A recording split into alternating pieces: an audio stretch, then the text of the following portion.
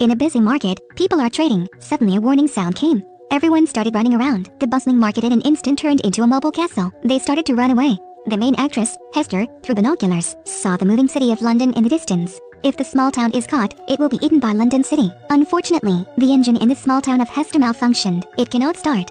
When the city of London opened its mouth to swallow the small town, the engine has already started. Then this small town started to pick up speed.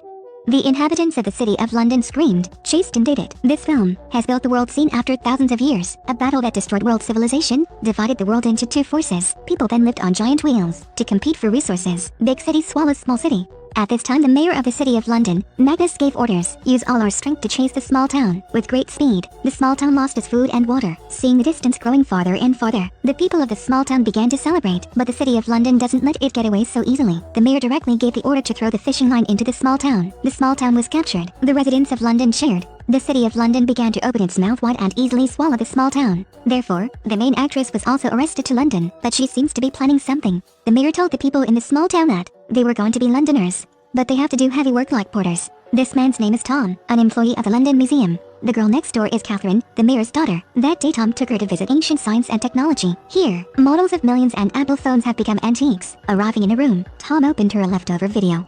As we all know, this is the human city of the 21st century. Earth is destroyed by a nuclear weapon. In the blink of an eye, it destroyed the world's civilization. They call it Medusa. To prevent it, there must be a key similar to this USB. Tom went to the lowest floor of the city of London. Here, the small town's metal is cut to form resources. Tom goes to get the spoils, what is valuable to put in the museum. Valentine shows off to Tom. He found a battery. Tom told him the object was dangerous, but Valentine doesn't care. After Hester in the dark corner saw Valentine, she slowly approached. She pulled out her dagger and stabbed Valentine hard. While asking him if he still remembered her mother, hearing the woman's name, Valentine was astounded. Tom's arrival prevented Hester's assassination. During the struggle, Hester accidentally revealed his face. The plan was failed. Hester turned and ran. Tom also quickly chased after. Valentine recovered his spirits, hugged his wound, and entered the elevator. Hester and Tom went to the decomposition room. Seeing that there was no way to escape, she also saw Valentine chasing after her in the elevator. For survival, Hester jumped into the sewer. At the moment of danger, Tom saved her. She tells Tom, Valentine murdered her mother.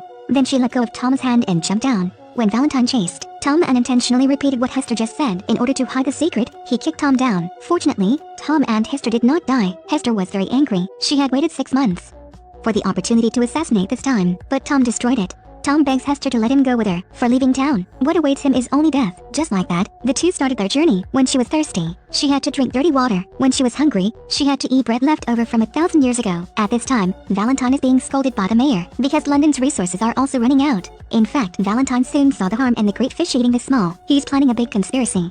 Going to the laboratory, Valentine brought the battery and gave it to the white-haired woman. The woman told him that if the experiment was to be successful, more batteries were needed. She also told Valentine that they had caught a man who was being held in prison. He lived in the world 1,000 years ago. Knowing the news, he flew to the prison on the sea. He met that person. Valentine heard the survivor was always screaming Hester's name. After questioning, he learned that the survivor was still looking for Hester. Because Hester was cursed, he had to kill her. Valentine got on the plane. He wanted to use this person to kill people, so he launched a bomb back to the prison to release the survivor. When the survivor was released, he lost all good feelings. In his head there was only killing. Even though he is still on the outside, he has a human brain. At this time, the two of them ran away but were captured by the slaves. They were then imprisoned in a room. Hester talked about his past. Her mother is an archaeologist. Valentine is her father. That day, her mother discovered a box with a special pattern, and this box is what can control nuclear weapons. Valentine, wanting to monopolize the box, killed her mother, then scratched Hester's face. Before she died, Hester's mother gave her a necklace in the shape of an eye. She told her to take good care of it. The next day, when the two were put up for auction, a woman wearing sunglasses appeared. Her name is Anna. She is the leader of the Peace Alliance. On that day, the human world divided into two major alliances. One is a mechanical alliance to kill each other. The other is a peaceful alliance established by Anna. She wants to buy Hester for 50 dong, but Hester is being wanted by Valentine. The reward for the person who catches her is up to 50,000 dongs. The slave owner instantly recognized Anna. He wanted to capture her to receive the reward. But at this moment, Anna raised her gun and shot him directly. Tom and Hester took the opportunity to escape. Unexpectedly, the two did not run far when they encountered the survivor Shirak. You can't run away. The two immediately ran, but the big wheels couldn't stop Shirak at all. In an emergency, Anna flew the airship and launched a cannon to its Shirak, then released the rope to pull the two people up. However, Shirak caught the rope, and the helicopter wobbled about to fall. Fortunately, Tom used a knife to cut the rope, so they were lucky to escape danger. Why Shirak wanted to hunt down Hester? Turns out that year Hester was saved by Shirak. Shirak adopted her for letting Hester be with him forever, even treating Hester as a daughter, in order to make Hester forget his hatred. Sherrick proposes to convert her into a cyborg. To this proposal, Hester agreed, but the arrival of the city of London changed her mind. She decided to avenge her mother. She ran away from Sherrick with a grudge, which made him angry, so he wanted to kill her. Anna brings the two to the city in the air.